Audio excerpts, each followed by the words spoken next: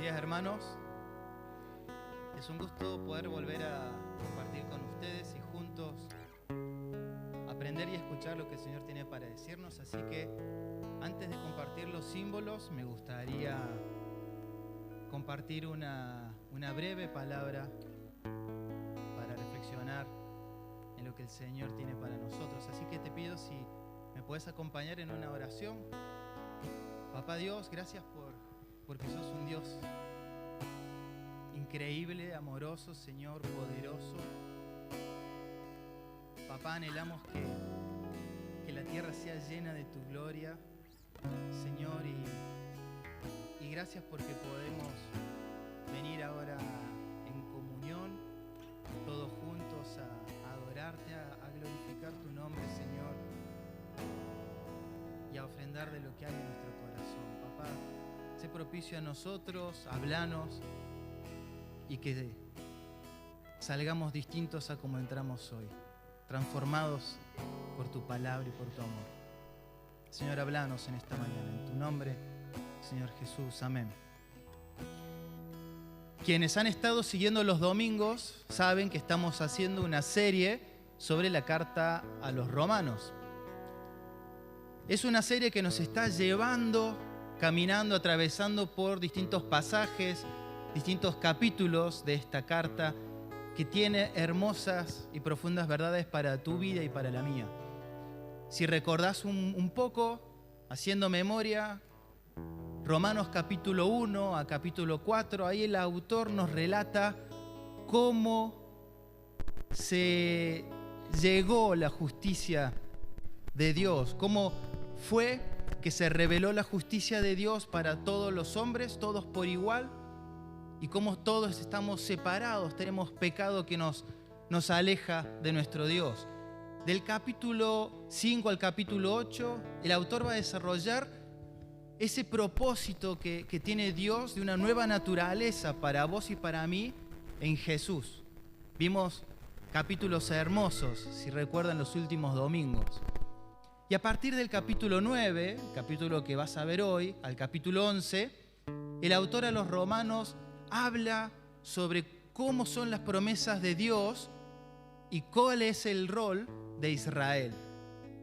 Así que si tenés la Biblia abierta o el celular encendido, vamos a leer del capítulo 9, el versículo 1 al 5, y dice lo siguiente: verdad digo en Cristo, no miento, y mi conciencia me da testimonio en el Espíritu Santo, que tengo gran tristeza y continuo dolor en mi corazón, porque deseara yo mismo ser anatema, separado de Cristo, por amor a mis hermanos, los que son mis parientes según la carne, que son israelitas, de los cuales son la adopción, la gloria, el pacto, la promulgación de la ley, el culto y las promesas, de quienes son los patriarcas y de los cuales, según la carne, vino Cristo, el cual es Dios sobre todas las cosas, bendito por los siglos.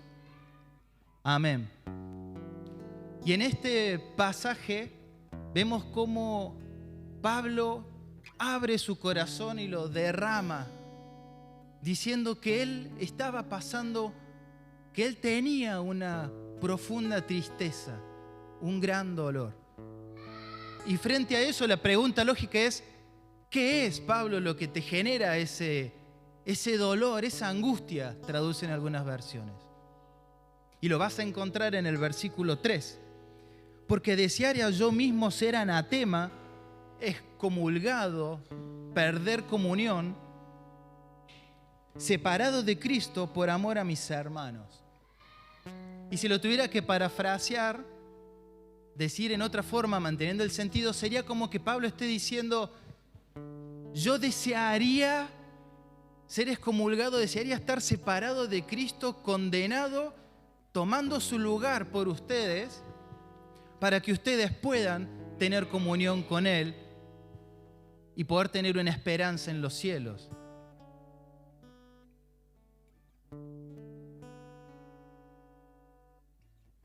¿Escuchaste la profundidad de lo que acaba de decir Pablo?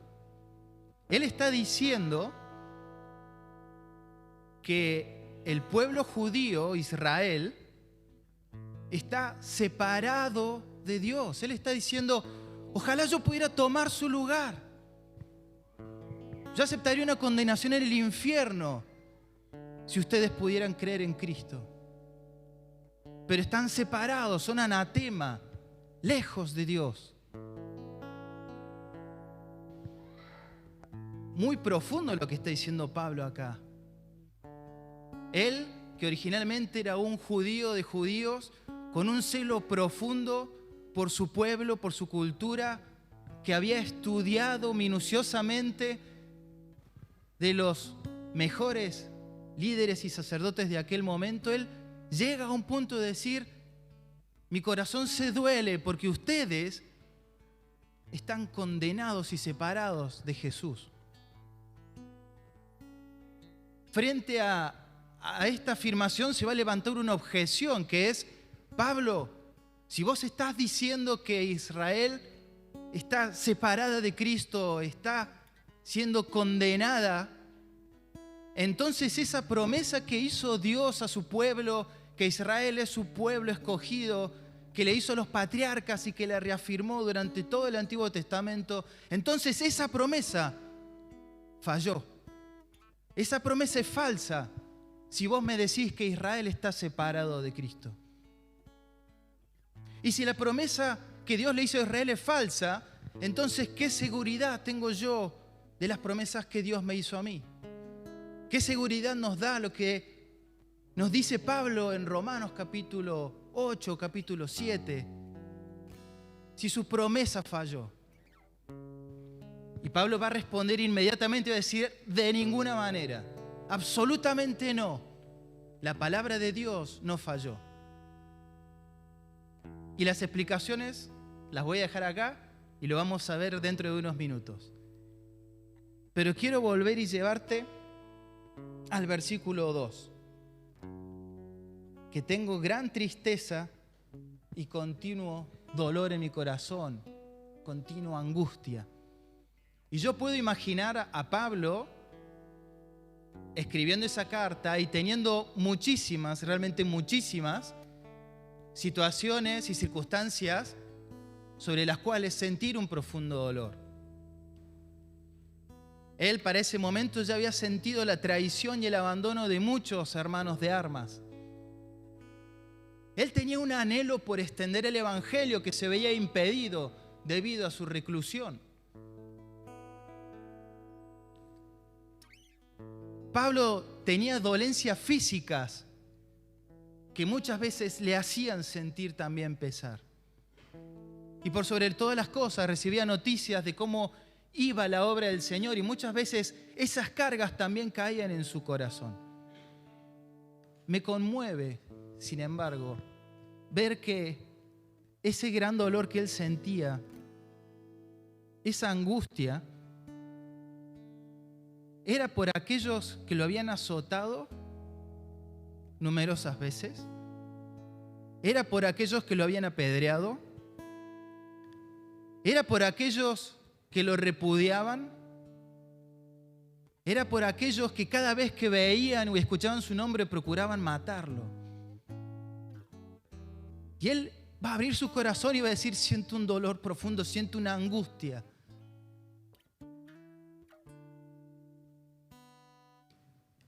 Y quería en este momento preguntarte, ¿cuál es la angustia que carga tu corazón esta mañana? ¿Cuál es la angustia que carga tu corazón y el mío? Hoy que venimos a encontrarnos con nuestro Señor. ¿Es el trabajo o la falta de trabajo? ¿Es la soledad? ¿Es que no has cumplido alguna meta? ¿Es tu apariencia, tu imagen?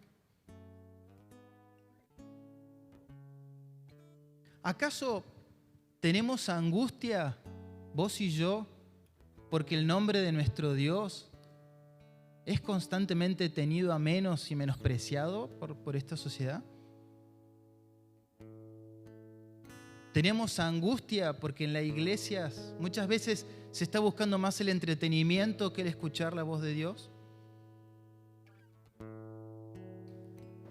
Tenemos angustia por aquellos corazones que están perdidos y sedientos de las promesas que tiene Jesús para nosotros y que no las escuchan porque vos y yo hablamos muy bajo.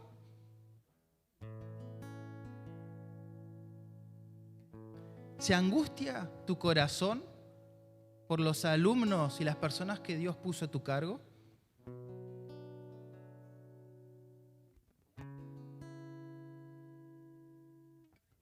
Vos sabés que a mí me pasa que muchas veces llego ante la presencia de Dios y llego con una lista de necesidades, mi lista de pedidos. Todos los domingos está. Me puedo olvidar la Biblia, me puedo olvidar la campera, pero mi lista de necesidades está para cuando entro a la presencia de Dios. Y voy a decirle, Señor, te pido por mi salud, te pido por mi familia, mi esposa, te pido que mis hijos no destruyan mi casa. Y todos tengo un montón de pedidos y después tengo una lista de credenciales ahí al lado. Y voy a decir, Señor, vos sabés que yo sirvo, vos sabés que yo vengo a la iglesia y vos sabés las credenciales que tenés. Pero rara vez o nunca le dije a Dios, Señor, quita todo eso y poné tu corazón en mi corazón. Señor, porque lo que me carga y lo que me angustia no es lo que a vos te carga y lo que a vos te angustia.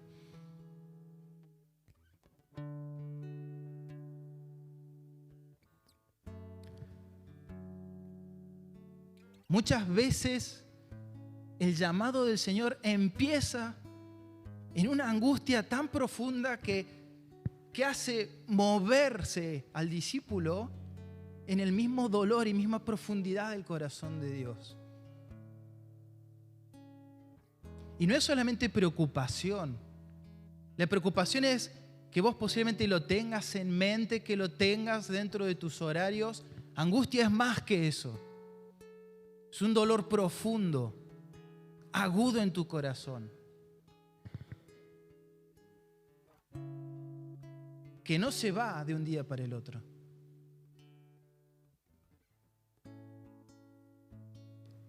¿Realmente nos duelen las mismas cosas que le duelen a Dios? ¿Estamos sintiendo lo mismo que está sintiendo Dios? ¿Estamos teniendo el mismo peso que tiene Dios por las personas, por su obra, por su iglesia? Quiero invitarte que en este momento que vamos a compartir los símbolos, puedas cerrar los ojos y compartirle al Señor qué es lo que angustia tu corazón. Porque vos sabés que Jesús atravesó todo, despojándose y saliendo incluso de esa cruz que lo clavaba, de esa muerte, venciéndola para mucho más que una lista de pedidos. Jesús te salvó a vos y a mí para mucho más que una lista de pedidos, de necesidades que puedes tener. Quiero invitarte a que cierres los ojos unos minutos. Y ahora que vamos a celebrar la victoria del Señor, que puedas ser sincero con Él. Si no estás en el nivel que el Señor está pidiendo que estés, si tu corazón está cargado por otras cosas, si sabes que hay mucho más de lo que el Señor está hablando, que puedas decirle, Señor,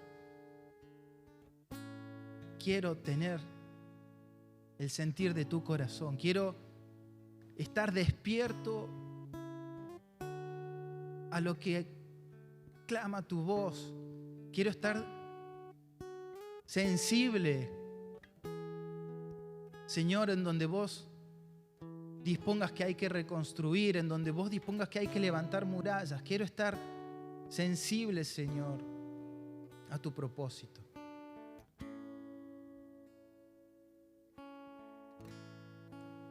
Si está haciendo frío a tu familia, a tus hijos, a tu esposa o a tu esposo,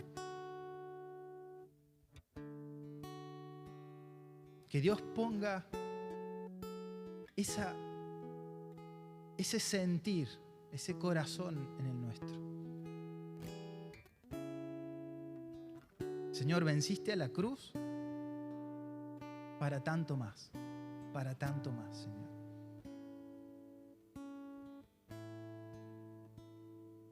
Y que podamos cada día más, como dice Pablo, sentir un dolor no por cosas vanas, sino por el propósito de nuestro Dios, de nuestro Papá. Que ese sea el sentir en esta mañana. Tómate unos minutos para orar y voy a pedir luego a dos hermanos que puedan orar por el pan y por el vino.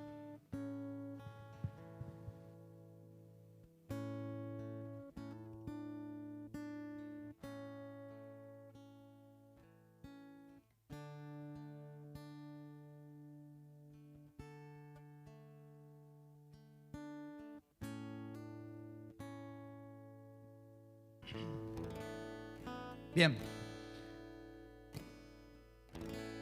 Del momento anterior quedó un punto picando, ¿no? Habíamos visto que Pablo comparte su corazón diciendo: tengo un profundo dolor, una angustia que viene a mi corazón porque Israel, los judíos están separados de Dios, son anatemas.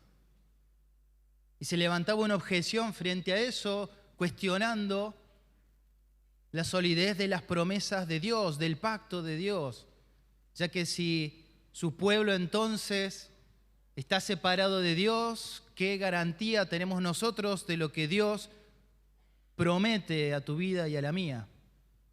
Y vamos a leer entonces el versículo 6 al 16.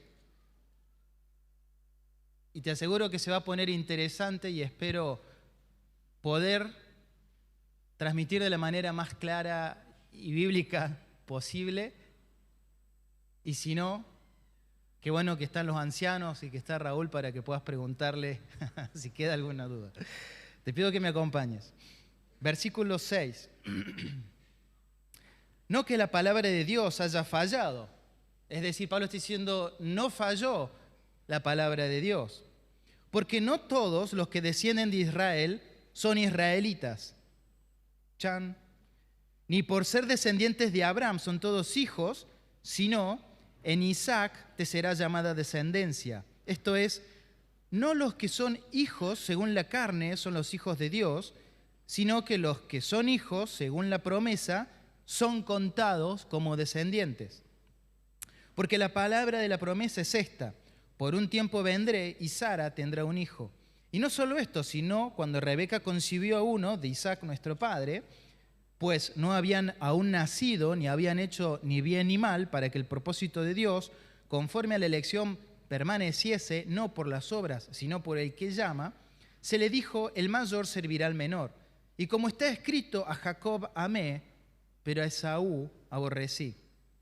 ¿Y qué pues vamos a decir? ¿Que hay injusticia de Dios? De ninguna manera, pues a Moisés dice: tendré misericordia del que yo tenga misericordia y me compadeceré de que yo me compadezca. Así que no depende del que quiere ni del que corre, sino de Dios que tiene misericordia. Y en este capítulo Pablo va a abordar tema difícil teológicamente, si lo hay, que es la soberanía de Dios. Así que él estaba diciendo en el comienzo que Israel está separada de Cristo, pero no dijimos por qué Pablo llega a esa conclusión. Te voy a pedir que me acompañes a Romanos capítulo 9, versículo 30 al 33. Seguime en la lectura. ¿Qué pues diremos? ¿Que los gentiles que no iban tras la justicia, la justificación, han alcanzado la justificación? Es decir, la justificación que es por la fe. Pero Israel, que iba tras una ley de justicia, no la alcanzó. ¿Por qué? Porque Israel iba tras ella no por fe, sino como por obras de la ley. Y tropezaron en la piedra de tropiezo. Como está escrito: he aquí pongo en Sión piedra de tropiezo y roca de caída. Y el que creyere en él no va a ser avergonzado. Capítulo 10, versículo 1. Hermanos, ciertamente el anhelo de mi corazón y mi salvación a Dios por Israel, y mi oración a Dios por Israel es para salvación. Porque yo les doy testimonio de que Israel tiene celo de Dios, pero no conforme a ciencia. Porque ignorando la justicia de Dios y procurando establecer la suya propia, no se han sujetado a la justicia de Dios. Es decir, Pablo llega a la conclusión y afirma que los judíos, que Israel, están separados de Dios porque ellos no supieron ver que la ley de Dios tenía como final la revelación de Cristo. Que el propósito de Dios era que Cristo fuera la justificación de todos. Pero sin embargo ellos, que Pablo lo enumera, eran israelitas, tenían la adopción, tenían las promesas, tenían el templo, tenían los patriarcas, tenían aún más cosas que el resto, se aferraron a ellas por sus propias obras, por sus propios méritos. Y al hacerlo, no vieron a Cristo y tropezaron con la piedra. Así que dice Pablo, ellos que tenían todo eso, están separados de Dios porque no han sido justificados por la fe. Ellos siguen sumando sus obras. Y vos sabés que no hay obra, no hay ningún tipo de actividad, acción o comportamiento que vos y yo podamos hacer que logre justificarnos delante de Dios por el pecado que tenemos en nuestro corazón. Así que Pablo es claro al decir Israel está separada de Dios. Entonces, la promesa de Dios falló. Dios, que era el pueblo, Israel, que era el pueblo de Dios escogido, no lo es más. Y Pablo dice de ninguna manera, porque no todo Israel es Israel. Y acá empezamos a subir una montaña que te voy a pedir que me acompañes en términos de la profundidad de lo que Pablo quiere expresar. Y Pablo va a empezar a decir de que una cosa es Israel, nación, una cosa es Israel, pueblo judío, y otra cosa muy distinta es Israel según la promesa de Dios. Las va a separar. Entonces Pablo va a decir, aquellos que tienen el pacto con Dios, no es Israel, nación, y el pueblo y todas aquellas condiciones humanas que traen pertenencia a ellos, sino que aquel Israel que mantiene la promesa y el pacto con Dios es el Israel según el propósito que Dios ha levantado y establecido. ¿Y cuál es ese? Y ahí Pablo nos va a dar dos ejemplos para clarificar su argumento. Él va a decir, por un lado, Israel son aquellos descendientes de Isaac. Y por el otro lado, el Israel de la promesa son aquellos descendientes que Dios tomó de Jacob. ¿Y qué quiere decir Pablo con esto? Vamos al versículo 8. Esto es, no son los hijos según la carne, los hijos de Dios, sino los que son hijos según la promesa, quienes son contados como descendientes. Porque la palabra de la promesa es esta: por un tiempo vendré y Sara tendrá un hijo. Si vamos a Génesis capítulo 17, versículo 18.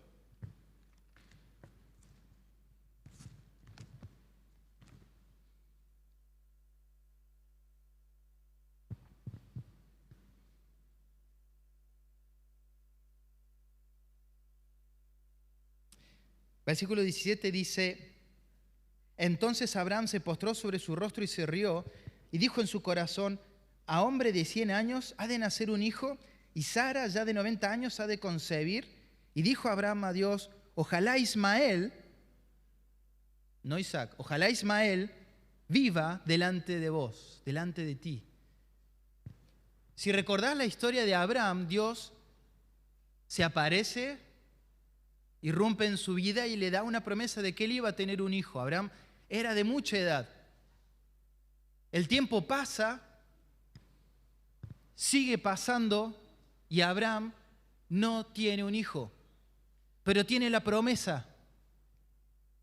Entonces, Abraham y Sara lo que deciden es que Abraham tome una concubina, una mujer que era de Egipto, y que tenga un hijo con ella. Así que lo que acabamos de leer es que cuando nace Ismael, Abraham viene y le dice, Dios, ¿sabes qué? Te ayudé. Vos me habías hecho una promesa, bueno, te ayudé, tuve un hijo. Y Dios lo que le dice es, no voy a confirmar mi promesa sobre Ismael. Vas a tener un hijo y lo vas a llamar Isaac. Y el tiempo pasa y Sara queda embarazada. Entonces Pablo lo que está diciendo es, Israel de la promesa no es aquel que viene por ayuda humana. No es Ismael en donde Abraham trató de colaborar al propósito de Dios. Dios es tan soberano, Dios es tan todopoderoso, que Él hace nacer aún donde nadie puede entender que alguien conciba esa edad. Y a tal punto que su propósito no depende del hombre, a tal punto que su propósito no se confirma por ayuda humana o por condicionamiento humano. Su propósito se cumple, y escucha bien, porque tu Dios y el mío es soberano. Y Dios levanta a Isaac. Pero los que leían esto dicen, Pablo, para un poco. Porque Agar, la concubina, no era de linaje judío. Y no era su madre Sara. Así que, si vamos a hablar de Israel de la promesa, ciertamente hay un componente judío, hay un componente de los que han sido llamados. Y Pablo va a decir, presta atención al siguiente ejemplo. Y vamos a leer el versículo. Volvemos a Romanos y vamos a leer el versículo 10. Dice, y no solo esto, sino también cuando Rebeca concibió de uno, de Isaac, nuestro padre, pues no habían nacido ni habían hecho aún ni bien ni mal para que el propósito de Dios, conforme a la elección, permaneciese, no por obras, sino porque el que llama, se le dijo, el mayor va a servir al menor. Y como está escrito, a Jacob amé y a Esaú aborrecí. Entonces Pablo va a decir, ojito que no es que porque Agar no era de linaje hebreo o judío, Dios confirmó a Israel en la promesa. Porque luego nació de Isaac, Jacob y Esaú. Y ahí es el mismo padre y es la misma madre. Y no solo eso, sino que los dos estaban en el vientre. No había uno que era mayor en nacimiento que el otro. Los dos estaban en el mismo vientre. Y presta atención a lo que dice Pablo. Y dice, y en el mismo vientre ninguno tenía pecado. Pero sin embargo, a uno amé y al otro aborrecí. Dice el versículo 11, no habían nacido para que el propósito de Dios, conforme a la elección, permaneciese. Y dice, no por obras, sino porque el que llama. No por obras, sino por la soberanía de Dios. ¿Qué quiere decir con esto? Que Dios no escogió a Jacob porque Jacob hubiera sido mejor que Esaú. Porque ninguno de los dos había pecado.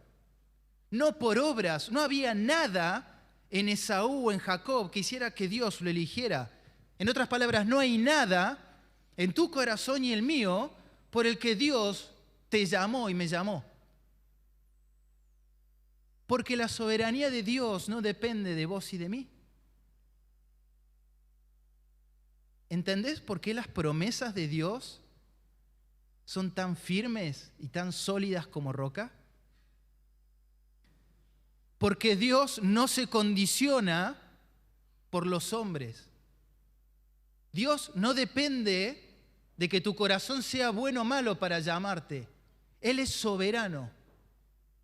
Y su llamado es incondicional, es soberano. Ahora, que su llamado sea incondicional y que no dependa de vos y de mí, no significa que luego si yo peco, no sea responsable de mi pecado.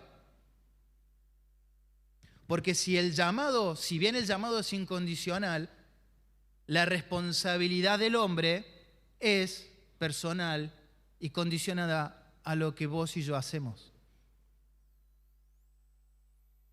Y voy a repetir esto. Así que si el llamado de Dios a tu vida y a la mía es incondicional y no depende de lo que hayamos hecho, el castigo de Dios sí depende de mis actos. Ahora bien, ¿cómo se armoniza la soberanía de Dios con mi responsabilidad? Eso es una excelente pregunta para hacerle a los ancianos, a Raúl y a muchos otros miembros de nuestra congregación. Yo puedo decir que es un misterio de las profundidades de mi Señor. Puedo decir de que reafirmo que mi Señor es Dios porque no lo entiendo en su totalidad. Porque mi mente no puede escudriñar lo amplio y lo profundo y lo infinitamente sabio de mi Dios. Pero Dios sí me habla diciendo que Él no elige, no llama por las obras que hayamos hecho. Y Él al que llama, ¿se acuerdan? Justifica, y al que justifica, glorifica. Pero siempre mi responsabilidad por mis actos queda. No perdemos nuestra voluntad. Así que va a seguir diciendo Pablo, ¿qué pues vamos a decir? ¿Hay una injusticia en Dios? De ninguna manera, dice, porque yo voy a tener misericordia de quien tenga misericordia y me voy a compadecer de quien yo me compadezca. Así que no depende del que quiere, sino del Dios que tiene misericordia. Y vos sabés que si vos miraras al corazón de Esaú y de Jacob, la conclusión es que los dos son injustos delante de Dios. Los dos son reprobados delante de la presencia de Dios.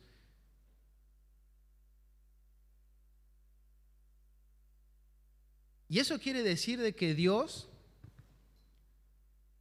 dentro de cientos, de miles, de millones de personas, te llamó a vos y me llamó a mí. Dios te llamó a vos y me llamó a mí. No había nada en tu corazón que hiciera que Dios prestara atención. No había nada en mi corazón que Dios dijera, lo tengo que salvar. Este va a ser un buen hijo. Dios en su soberanía te miró y nos trajo acá. De cientos, innumerables personas. Dios te trajo. Y me conmueve que las promesas de Dios son tan firmes porque Él es un Dios soberano. Él no es un Dios que se condiciona por el hombre. Y esas promesas que Dios hace a su pueblo son firmes porque Él estableció esa promesa en su propósito y su soberanía. Y amén por eso. Ahora, ¿podríamos decir entonces qué sentido tiene orar y evangelizar si es así como que Dios ha llamado a las personas? Me gusta volver al ejemplo de Pablo. Él dice en el capítulo 10, hermanos, ciertamente el anhelo de mi corazón y mi oración a Dios por Israel.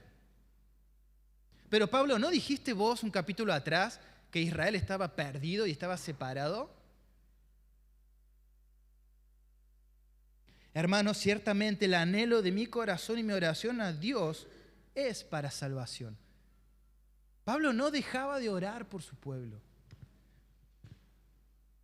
Fíjate qué profundo corazón, no solamente lleno de angustia, por lo que Dios también se dolía por parte de su pueblo,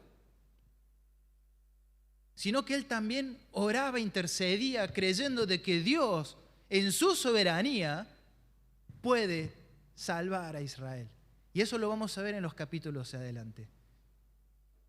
La soberanía de Dios no es una excusa para tu corazón y el mío para sentarnos. La soberanía de Dios es la roca donde vos y yo nos aferramos de las hermosas promesas que tenemos en Cristo. De saber que el amor de Dios fue tan profundo que entre multitudes nos tomó. Que entre miles de personas vio tu corazón y el mío completamente injusto, completamente repulsivo, indigno hacia su santidad. Y en su soberanía te tomó. No por obras, sino por el que llama. Me quedo con esa expresión. Amén, Señor. No por obras, sino porque el que llama. Así de grande es el amor de Dios. Así de sólidas son sus promesas. Así de bueno es Él para con nosotros. Y quiero cerrar. Me propuse no ser largo y creo que he cumplido. Quiero cerrar con esta canción que dice, aún antes de hablar, aún antes de respirar, tu amor me envuelve. Me perseguís y dejás las 99 por mí. Qué amor tan dulce, qué amor tan profundo. No puedo ganarlo ni merecerlo, Señor.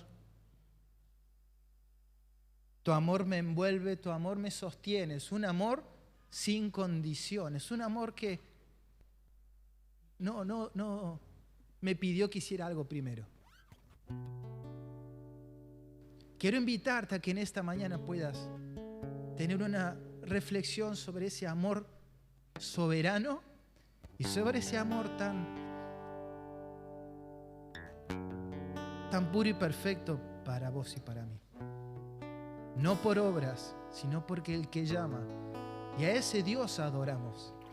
A ese Dios es la gloria porque Él es un Dios soberano y no hay nada, ¿recordás Romanos 8? No hay nada ni demasiado alto ni demasiado profundo, no hay nada creado que pueda interponerse entre el propósito de Dios y tu vida y la mía. Qué grande amor. ¿Vas a seguir siendo un espectador? ¿O vas a derramar tu corazón pidiendo que Él ponga su sentir y ponga tu propósito en vos, en esta iglesia? Que despertemos, que dejemos de estar sentados, que seamos sensibles a su voz, a su llamado, a su visión. Hay una iglesia en movimiento, hay una iglesia que avanza, que este mundo no va a contener, que este mundo no va a detener. Vas a ser un espectador frente a un amor que cruzó tanto por vos, que deja las 99, que te envuelve y que te ama. ¿Vas a ser un espectador nada más en esta vida? ¿Es lo que vas a decirle a Dios cuando estés cara a cara con Él? que cuando Él derramó tanto por vos y por mí, no fuimos capaces, no fuimos lo suficientemente atrevidos para tomar y pelear por el reino? Que nos las pasamos entreteniéndonos, nos las pasamos con vidas cómodas, nos las pasamos con vidas felices en nuestra comodidad humana. Y sin embargo la iglesia avanza porque Dios no condiciona su propósito. Dios es soberano y Él no va a detener su obra por vos y por mí porque estemos sentados. Dios va a hacer su obra. Que en esta mañana pueda arder tu corazón por ese amor que entre multitudes te tomó, que entre multitudes te llamó por tu nombre, sanó tu vida, reparó tu corazón. Y vas a quedarte sentado en esta vida, en esta carrera que Él pone.